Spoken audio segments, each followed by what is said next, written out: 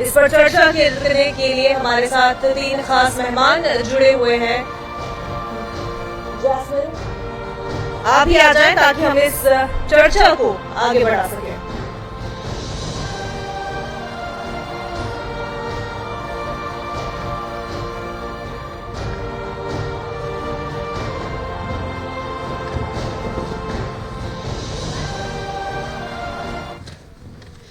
Thank you so much. आप सभी का बहुत बहुत स्वागत है। सुमन जी, ऋतु जी और ज्योत्सना जी। We thought finally, like, अब तो महिलाओं की बारी आई जानी चाहिए। बिल्कुल, और कोई भी बात हो तो आधी आबादी के जिक्र के बिना तो नहीं अच्छी लगती है, क्योंकि महिला सशक्तिकरण की हम बात तो करते हैं, लेकिन महिलाओं को सशक्त बनाने के लिए हम कहाँ तक पहुंचे हैं और कहाँ तक पहुंचना अभी बाकी है, इसी पर हम बात करेंगे। मुनज़्ज़म सेशन की शुरुआत करते हैं। बिल्कुल। मैं सबसे पहले जैस्मिन समझना चाहूंगी, हमारे साथ जो खास मेहमान जुड़े हुए हैं, आप में से कोई भी इस सवाल का जवाब जो पहले देना चाहे। वुमेन एम्पावरमेंट बात लफ्ज बहुत कॉमन है, लेकिन वुमेन एम्पावरमेंट को आप कैसे समझते हैं, आप कैसे देखते हैं? आपसे शुरू करते हैं। जी, मैं इस बात को बहुत अच्छे से चाहूंगी कि रखूं, क्योंकि वुमेन एम्पावरमेंट की, महिला सशक्तिकरण की बात जब भी हम करते हैं तो जैसा कि आपने देखा कि वैसे तो हमारे देश में महिलाओं का सम्मान बहुत आदिकाल से ही लिखा है। मनुस्मृति में ये विवरण है कि जहां पर हमारी महिलाओं का सम्मान होगा वहां देवता निवास करते हैं उस धरती पर। तो इसमें कोई दो राय नहीं कि सम्मान मिला, लेकिन कहीं ना कहीं आज जब सशक्तिकरण की जरूरत क्यों आई, जैसे जैसे समाज आगे बढ़ा तो जो वो सम्मान महिलाओं को मिलना था वो धीरे धीरे कम होता गया। आपने देखा जैसे कि मुगल्स आए, उसके बाद अलग अलग यहाँ पर जो हमारी भारतवर्ष है, ऐसी यहाँ पर लड़ाइयाँ, युद्ध छिड़े, जहाँ पर आकर महिलाओं की स्थिति ज्यादा बदतर हुई। उस स्थिति को जब उठाने की कवायद शुरू हुई और फिर से हमें ये महसूस हुई, और आज आप ये देख रहे हैं कि आज की स्थिति ऐसा है कि अब ये माना जाने लगा है कि अगर आपको देश को, अपने भारतवर्ष को विकसित देश बनाना है तो उसके लिए आपको महिलाओं को सशक्त करना पड़ेगा। मतलब महिलाओं की भूमिका समाज में बढ़ानी होगी। हमारी महिलाओं को घूंघट के अंदर, पर्दे के अंदर, या समाज की जो स्थिति, जब भी निर्णायक स्थिति किसी पक्ष पर ली जाती है तो वहां महिलाओं को नहीं बिठाया जाता था। आपने देखा महिलाओं को अंदर ही ऐसे घरेलू कार्यों में उलझा दिया गया कि वो समाज के निर्माण के जो वक्तव्य होते हैं, जो निर्णय है, जहां पर उन्हें होना चाहिए, जो उनकी, आपने कहा आधी आबादी की जब हम बात करें तो हम आज ये नारा हमने यही दिया कि आधी आबादी पूरा हक, हमें पूरा हक चाहिए, जैसा कि पुरुष समाज को। बिल्कुल। ऋतु जी, मैं आपसे समझना चाहूंगी इस चीज को कि जैसा कि यहाँ पर सुमन जी ने कहा कि औरतों को घर के ऐसे कामों में उलझा दिया जाता था और फिर उसके बाद जरूरत लगी कि आधी आबादी की भी आवाज को बुलंद किया जाए। फिर ऐसा मौका आया जब हमने इस चीज का इजाद किया, इस चीज वुमेन एम्पावरमेंट, महिला सशक्तिकरण जैसे शब्द का इजाद किया, और आज ये है कि मैं, मेरी सहयोगी इस तरह के मंच पर हम आकर बोल पा रहे हैं, आप इस तरह के मंच पर अपनी आवाज रख पा रहे हैं, अपनी बात रख पा रहे हैं। लेकिन जिन घर के कामों में उलझाने का जिक्र आज सुमन जी ने किया, आपको लगता है कि कहीं ना कहीं उन जिम्मेदारियों को कम नहीं किया गया? महिलाओं के उत्थान के लिए भले काम किए गए, लेकिन जिम्मेदारियां कम नहीं हुई। जी बिल्कुल, बहुत जीता जागता उदाहरण है हम सब यहाँ बैठे हैं महिला सशक्तिकरण का।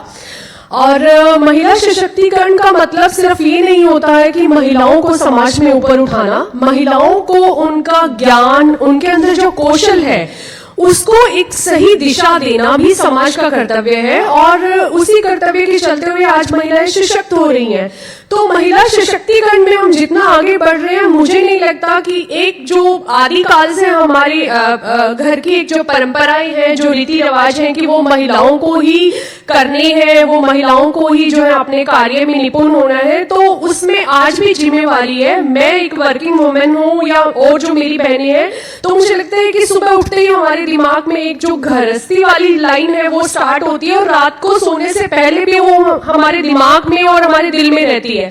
तो एक मैं तो इसको ये कहूंगी कि जरूरी नहीं है कि ये हमारे ऊपर थोपी नहीं गई है, क्योंकि हमें इस तरह से खुद को एक शांति भी मिलती है कि हम अपने परिवार के लिए कुछ कर रहे हैं, और इसमें परिवार का सहयोग मिलना बहुत जरूरी है। महिलाओं को ऑटो ट्वीन ही उस तरह से किया गया, ऑटो ट्वीन किया गया। बचपन से ही महिलाओं को एक चीज सिखाई जाती गई कि आपने, हम खुद भी उसमें अपने आप को माने कि आपका काम अगले घर में जाना, शादी हो जाएगी, बेटी तेरे को बहुत सारा काम सीखना है, तुझे खाना बनाना कंपलसरी, ये तो एक बहुत आवश्यकता है, खाना बनाएंगे आप, परिवार की सास ससुर की सेवा करेंगे। तो मैम ये कंडीशनिंग है या ये मदरली इंस्टिंक्ट है? ये दोनों चीज मैं कहूँ, एक तो आप अपने पे, ये भाव तो ऑटोमेटिकली होता है, ऐसा नहीं, मैं वहां वही कह रही, ये भाव सेम जो महिलाओं में बचपन से डाला जाता है, तो ये पुरुषों में भी बचपन से डाला जाना चाहिए। अगर बेटा और बेटी आपके पास दो हैं, तो इस चीज से मैं बिल्कुल गुरेज नहीं करूंगी बोलते हुए कि हमारे यहाँ पर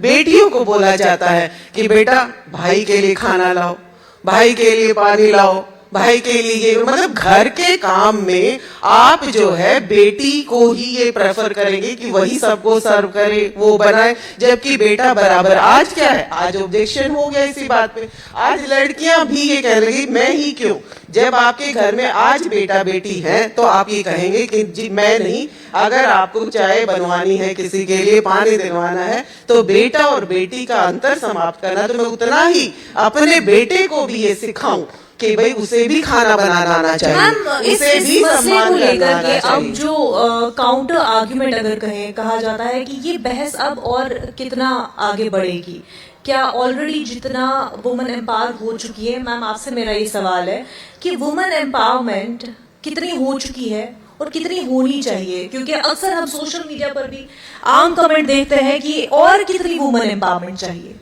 राइट, एक्चुअली जैसे हम हमेशा बहुत सारे इंटरनेशनल वुमेन डे सेलिब्रेट करते हैं, हम ये बात करते हैं कि वुमेन को एम्पावर किया जाए, पर सही मायने में सिर्फ इसका मतलब ये नहीं है कि वुमेन को घर छोड़ के, परिवार छोड़ के बाहर जाकर कमाना चाहिए, वो सशक्तिकरण नहीं है। सशक्तिकरण तो बहुत पहले से ही है, क्योंकि वुमेन शक्ति का स्वरूप है। और जब हम हमारे जो वेद में भी जैसे लिखा है कि हम जब हमारे पति चलते हैं तो हम उनके पीछे खड़े होते हैं, हम इसलिए नहीं खड़े होते हैं कि वहां पर हम कोई पीछे हैं, कोई हम सेकंड नंबर पे हैं, हम पीछे इसलिए खड़े होते हैं कि पुरुष जो है वो कहीं अगर डगमगा जाए तो उन्हें संभालने के लिए हम अपने व्यक्तित्व से, अपनी शक्ति से उन्हें संभाल सकें। सो शक्ति वो है, और मेरा ये मानना है कि महिला सशक्तिकरण तब तक अधूरा है जब तक पुरुष मानीकरण नहीं हो जाता। तो वो कैसे होता है, वो सिर्फ हमारे जो फॉर्मेलिटीज हैं या सिर्फ दिवस हैं उन्हें मनाने से नहीं होगा। हाँ, शुरू से ही आप जब से रामायण, जब से हमारे श्री राम जी के वहां चल रहे हैं, तब से लेकर के जैसे राम जी ने पहली बार जब उस वेद के टाइम पर, उस समय के टाइम पर इतनी सारी नारियां रखना, पत्नियां रखने का वो था, उस टाइम पे उन्होंने कहा था कि मैं एक वाइफ को अपने पास रखूंगा। तो वो सम्मान जो उन्होंने वहां से शुरू किया था, वो सम्मान आज भी जारी है। सिर्फ फर्क इतना है कि हमें अपने आप को सक्षम बनाना है। ये जिम्मेदारी जो है ये सिर्फ हमारे राष्ट्र की नहीं है, ये जिम्मेदारी हमारी है। ये हमें अपने आप को ऊपर उठाना है, हमें अपने राष्ट्र को ऊपर उठाना है, हमने अपने वतन को ऊपर उठाना है। और उसके लिए मेरे ख्याल से जो नीतियां बनाई गई हैं हमारे आज, जैसे जो मैं आपके प्रश्न का जो मैं जवाब दूंगी, हमारे सशक्तिकरण के लिए, महिला सुरक्षा के लिए बहुत सारे लॉज बनाए गए हैं और rightfully ministry of law and justice उसे बहुत अच्छे से अपना भी रही है। वेरियस इवेंट्स हो रहे हैं, वेरियस विलेजेस, ब्लॉक्स में जाकर के लीगल एड प्रदान करी जा रही है। बट यस, अभी तक बहुत सारे लोगों को इसकी नॉलेज नहीं है। तो ये अवेयरनेस जो है, legal awareness, that is very important. Of course ये जो इंटरनेट से आप ये कह रहे हैं कि महिलाओं को सशक्तिकरण से जोड़ने के लिए हमने ये चीज कर दी कि हमने महिलाओं को फाइनेंशियली इंडिपेंडेंट कर दिया। हमने महिलाओं को खुद के लिए कमाने की इजाजत दे दी और हमने उसे नाम दे दिया महिला सशक्तिकरण। जी जी बिल्कुल, वही मैं आपसे वही बात करना चाह रही हूँ। सशक्तिकरण सिर्फ उसका ही नाम नहीं है, सशक्तिकरण है 3 E's के ऊपर जो हमारा बना हुआ है। It is education, it is making sure that we are all equal, gender equality, E for equality, education that we have to empower in our family। जो हमारे फादर्स हैं वो हमारी पत्नियों को, अपनी बहनों को, अपने पतियों को, अपने बेटों को किस तरीके से वो फैमिली के अंदर वो शिक्षा दे रहे हैं जेंडर इक्वालिटी की। हमारी जो बुद्धि जो जड़ है वो वहां से शुरू होती है। बिल्कुल बिल्कुल। इसमें सुमन जी मैं आपसे जानना चाहूंगी, एक तो यही कि हमने कमाने की इजाजत दे दी तो हमने महिला सशक्तिकरण कर दिया, पहली चीज। लेकिन जिस चीज का जिक्र यहाँ पर ज्योत्सना जी ने किया कि हमने जेंडर इक्वालिटी और उन तमाम चीजों का भी जिक्र किया, लेकिन बहुत सी ऑर्गेनाइजेशंस ऐसी हैं और आज भी ये चीज हमारी सोसाइटी में एग्जिस्ट करती है, जेंडर पे गैप। इस चीज को हम नहीं पाट पाए हैं अभी भी, और ये भी महिला सशक्तिकरण का एक हिस्सा है। बिल्कुल बिल्कुल, ये बात बिल्कुल सही है कि हम कभी भी, आप देखिए जो ये मैंने बताया कि स्थिति यहाँ तक आई और हमें वुमेन एम्पावरमेंट की जरूरत पड़ी कि आज हमें महिलाओं को सशक्त करना है। सशक्त के ये 3 पहलू जो हुए कि सबसे पहले शिक्षा देना है, उसके बाद आत्मनिर्भर बनाना है, क्योंकि हमारी महिलाएं कहीं न कहीं जब पिछड़ती हैं, जब वो आर्थिक तौर से सही नहीं है या कमजोर हैं, कहीं न कहीं वो वीक हो जाती है। आप देखिए आज सरकार ने भी कैसी नीतियां बनाई कि हमारी एनजीओ और ये तो कितने सारे काम कर रही है महिलाओं के क्षेत्र में, लेकिन अभी आदरणीय प्रधानमंत्री जी ने जो सखी बीमा योजना का लॉन्च अभी आपने देखा होगा पानीपत की धरती से किया, और इसका यही उद्देश्य था कि जब मोदी जी बने उन्होंने सबसे पहले बेटी बचाओ बेटी पढ़ाओ का कार्यक्रम किया जो कि काफी सक्सेसफुल हुआ। जो मैं हरियाणा की अगर बात करूं, कन्या भ्रूण हत्या का हमारे ऊपर एक इतना बड़ा कलंक हमारे माथे पर था, उसको मिटाने के लिए हमने काम किया और आज हमारी बेटियां पुरुषों के बराबर जो समानता है, वो जो रेशो इक्वल हो पाया है आज। तो ये सब खूबियां हैं कि हम जैसे जैसे जागरूकता बढ़ाएंगे समाज में, और जो बीमा सखी योजना ये क्या है, ये आप महिलाओं को आर्थिक तौर से सशक्त तो करना चाह रहे हैं कि आज मेरी गांव में भी जो ग्रामीण क्षेत्र की बात हम ये छोड़ दे, जैसे एनसीआर है, आप जितना दिल्ली के आसपास का क्षेत्र है, यहाँ पर मैं कहीं ना कहीं कह सकती हूँ कि महिलाओं में एक सशक्तिकरण की बात आई दिखाई देती है। लेकिन मैं समझना चाह रही हूँ, शिक्षा हुई, आपने जो गिनवाया कि क्या कुछ स्टेप्स है टुवर्ड्स वुमेन एम्पावरमेंट, वो भी आगे कर लिए, पर मेरा सवाल ये है कि बावजूद इसके पावर पोजीशंस में महिलाओं का जो रेशियो है, जो परसेंटेज है, वो इतना कम क्यों? हाँ बिल्कुल, ये परसेंटेज वाकई में ये बहुत ही चिंता का विषय है। और हमें क्या करते हैं, देखिए महिलाओं के लिए हर जगह चैलेंजिंग है। आप ये देखिए जब वो घर में थी तब भी उसके साथ डोमेस्टिक वायलेंस जैसे हमें क्यों नीड पड़ी, ये कानून की जो हम लॉ की बात कर रहे हैं, आप देखिए डोमेस्टिक वायलेंस जैसे एक्ट बने, लेकिन इसके बाद आप देखिए कि जैसे 498 बना था, यूज मिसयूज दोनों चीजें हुई, जो उसका इफेक्ट था 498 का वो क्लियरली हमारे सामने, जो उसके मिसयूज है जिस वजह से वो लाइट कर दिया गया। तो ऐसा तो नहीं कि अब दहेज की प्रताड़नाएं कम हो गई या खत्म हो गई, आज भी है वो समाज में, लेकिन सही मायने में सही केसेस आना, सही मायने में उसका यूज धरातल पर और उस जगह पर पहुंच पाए जो सच में पीड़िता है। तो उस चीज को देखते हुए लॉ तो बने हैं, लेकिन आज भी हमें कहीं ना कहीं लॉ जो है वो बोने साबित नजर आते हैं। जब ऐसे ऐसे क्राइम आपने देखा, कैसे कैसे रेप केसेस हमारे सामने, अब भी जो बंगाल वाला केस हुआ, या और भी आप रिसेंटली देख रहे हैं कि कितने केसेस हमारे सामने आए, ये दिख रहा है कि लॉ भी है, कानून भी बन गए हैं। निर्भया केस के बाद फिर से हम जस्टिस साहब जो रिपोर्ट हमारे पास आई, उसके बाद भी हम कहीं ना कहीं कमी नजर आती है, और हमें ये महसूस होता है कि और स्ट्रॉन्ग किया कहीं ना कहीं उन लॉज की जानकारी ना होना, उन लॉज के बारे में अवेयरनेस ना होना, और कोई आगे आकर इस तरह के स्टेप्स भी नहीं लेता कि उन लॉज के बारे में जो ग्रामीण क्षेत्रों के जिस एनसीआर रीजन का आपने जिक्र किया, वहां की महिलाओं को लॉज के बारे में जागरूक भी किया जाए, इस तरह की मुहिम स्पष्ट रूप से सामने नहीं आती। रितु जी, आपने कहा कि आप एक वर्किंग वुमेन हैं, क्या आप इस बात को अग्री करेंगे कि आज की तारीख में, मैं हर एक पुरुष की नहीं कह रही हूँ, लेकिन कुछ ऐसे पुरुष हैं जो महिला सशक्तिकरण में अप्रत्यक्ष तरीके से अपना कंट्रीब्यूशन दे रहे हैं? अगर आप आज यहाँ हैं तो शायद आपके बच्चे के साथ आपके पति घर पे हैं। बिल्कुल बिल्कुल, ये तो इसमें तो कोई दो राय ही नहीं है कि महिला अगर आज बढ़कर आगे आ रही है तो कहीं ना कहीं उसके परिवार में उसका पिता, उसका पति, उसका भाई, हर तरह से जो पुरुष है वो उसके पीछे खड़ा हुआ है।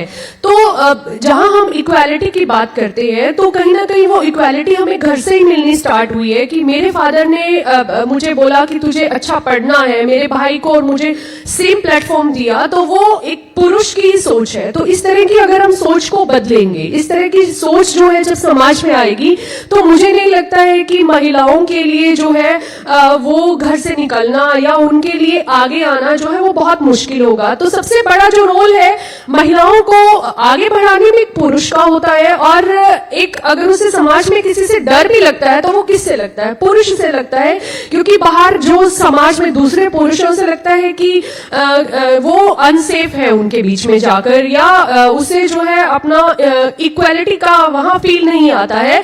तो मुझे लगता है कि हम जहां आधी आबादी की बात करते हैं तो उस आधी आबादी को ही हमें आगे बढ़ाना है, वही हमें पीछे खींच रही है। तो सबसे पहले उनकी सोच बदलने का जो है वो एक बहुत बड़ी मुहिम है कि हम घर में हमारे बच्चे, हमारे जो घर में मेल मेंबर्स हैं, उनको हम इस तरह से उनकी परवरिश करें कि वो बाहर वाली जो महिलाएं हैं, दूसरे घर की जो बेटियां हैं, दूसरे घर की जो महिलाएं हैं, उनको बहुत अच्छा, जैसा वो अपने घर की बेटियों को और महिलाओं को स्थान देते हैं वैसे ही समाज में उनको तो दें। बात ऋतु जी बैलेंस हमारे बच्चे, हमारे जो घर में मेल मेंबर्स हैं, बात हो रही है उनको हम बैलेंस इस किस तरह तरह से किया जाए। फेमिनिज्म जो मैं आपसे जानना चाहूंगी कि जब फेमिनिज्म का लफ्ज आता है तो अक्सर लोग जो है डर से जाते हैं कि देखिए फिर से ये झंडा लेके जो है खड़ी हो गई, महिला मोर्चा शुरू हो चुका है। पर बात यहाँ पर फेमिनिज्म में भी ये बात नहीं की जाती कि हम मर्दों के हुकूक छीन रहे हैं, उनके राइट्स छीन रहे हैं। I want to understand it from your perspective. How do you see it, and especially जब चॉइस की बात आती है?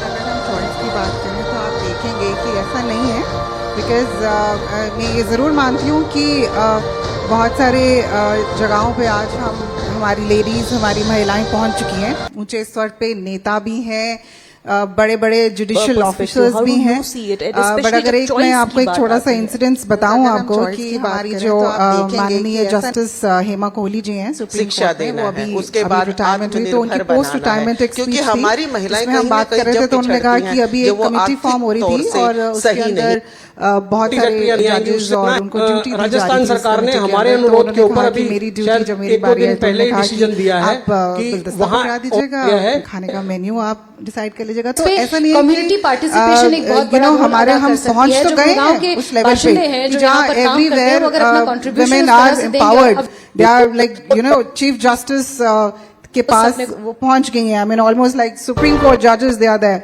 बट जहां तक हमारी बात आती है सोच की, वो सोच, वो व्यवस्था, वो हमारे कहीं ना कहीं घरों से शुरू होती है। पर जैसे आप ये बात कर रही थी कि मैं आपको बता रही थी कि जैसे आपने कहा कि लॉज बन गए हैं उसके बाद भी नहीं हुआ, वो इसलिए बिकॉज हम एज अ वकील तो लॉ को इंटरप्रेट कर पाते हैं, बट जो टेक्निकल लैंग्वेज है, जो नॉलेज है, वो हम उसको नहीं कोडिफाई कर पाते। जो एक आम इंसान है वो उसे कोडिफाई नहीं कर पाता है। तो इसीलिए ये जो लीगल एड बनाई गई है उसको घर घर तक पहुंचाना, उसकी अवेयरनेस थ्रू इंटरनेट। आज की डेट में अगर हमारा कोई मैटर आ जाता है तो इट इज जरूरी नहीं है कि आपको अपने वकील के ऊपर ही भरोसा करना है। आप उसको इंटरनेट पे, यूट्यूब पे बहुत सारी रील्स होती हैं, आप उसको चेक कर सकते हैं, पढ़ यानी कि सकते हैं। जैसे मैंने शुरू में जिक्र किया था कि महिलाएं और पुरुष अपने अपने रोल्स में इस तरह से उनको बहुत सालों से ऑटो ट्यून कर दिया गया है कि महिलाओं को पता है कि जैसे आपने जिक्र किया गुलदस्ता पकड़ाना और खाने का मेन्यू, वैसे ही बट मैं इसमें थोड़ा सा एक और कुछ कहना चाहूंगी। ये तो एक बात रही कि हम कैसे देख रहे हैं एक दूसरे को, बिकॉज हमें खुद ही सक्षम होना है, जैसे मैंने आपसे कहा। लेकिन हमारे यहाँ पे हमारे भारतीय पुरुष जो हैं वो भी पूरे शक्तिशाली भारतीय पुरुष जो हमारे एमएलए साहब और सब यहीं पर थे, और वो भी पूरे जो स्वाभिमान है वो भी हम सबके साथ, हमारे को उन्होंने मौका दिया है कि हम यहाँ शक्ति का संचरण कर सकें इस मंच पर। तो ऐसा नहीं है कि वो भी शामिल है, हमें सिर्फ इतना दिखाना है। जी बिल्कुल, की हम बात तो तो करते हैं, सिर्फ इतना है कि हमें इस टाइम पे अपनी सोच जो है, जी, तो ये और बैलेंस कहाँ तक का जो पहुंचना पूरा अभी मामला बाकी है, है इसी कि पर हम असल में बात जिस तरह करेंगे। से मैम भी कह रही थी मुनज़्ज़म इससे सेशन पहले की शुरुआत करते हैं। सिर्फ लड़कियों को नहीं, हमें लड़कों को भी सिखाने की जरूरत है, तभी ये जो इक्वालिटी और दीगर हम राइट्स की बात करते हैं, तभी हमारे समाज में इसका इम्प्लीमेंटेशन हमें दिखाई देगा। आप तीनों का बेहद शुक्रिया हमारे साथ बात करने के लिए। Thank you so much for your time. पर आप प्लीज स्टेज पर हमारे साथ बढ़ते हैं। बिल्कुल, और मैं अनुरोध करूंगी हमारे कंसल्टिंग एडिटर धन्यवाद जी का। ज्योत्सना जी को मैं मंच पर ये जो बुलाना महिला, चाहूंगी। आप भी मंच पे ही बने रहें, क्योंकि ऐसा महिलाओं का जमघट और और महिला शक्ति कम ही मेरी देखने को मिलती है, जिसके लिए all credit goes to News 18 network and our sponsor Maruti Suzuki और आप जैसी क्रांतिकारी महिलाएं जो हमारे साथ हैं। और इन क्रांतिकारी महिलाओं को सम्मानित करने के लिए अब दो हमारे क्रांतिकारी ब्यूरो चीफ और हमारे क्रांतिकारी न्यूज 18 JKLHH के संपादक राजीव जी को, धर्मवीर शर्मा ब्यूरो चीफ गुरुग्राम और अंकित दुर्गानी ब्यूरो चीफ चंडीगढ़ को मंच पर आमंत्रित करते हैं।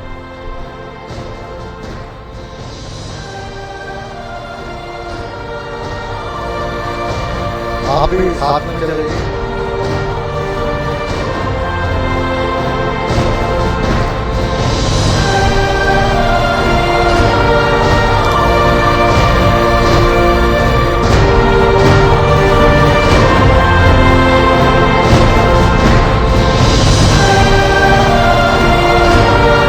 आप तमाम जो मंच पर मौजूद हैं, गुजारिश है कि मंच पर ही बने रहें और एक और खूबसूरत महिलाएं जो इस वक्त सपोर्ट में मंच पे दिख रही हैं और हमारी टीम जो इस पूरे प्रोग्राम को नेटवर्क 18 तक पहुंचा रही है, उनको मैं मंच पर आमंत्रित करूंगा। इन शब्दों के साथ बहुत बहुत शुक्रिया हमारी टेक्निकल टीम और हमारे मेहमान के तौर पर आई तमाम महिलाएं और हमारे साथी जो आए। एक ग्रुप फोटो के लिए मंच पर आ जाइए प्लीज। आइए रघु जी अपनी टीम के साथ आप लोग भी आइए सर।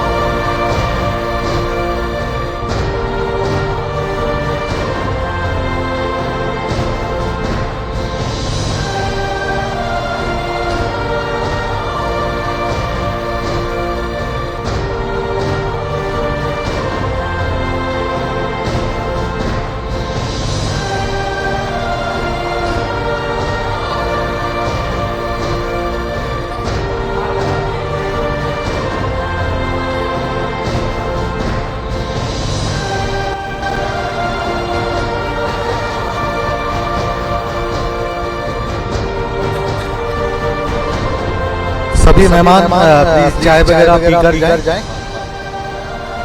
चाय स्नैक्स। बहुत बहुत शुक्रिया पूरी टीम का। रिलैक्स और एंजॉय योरसेल्फ।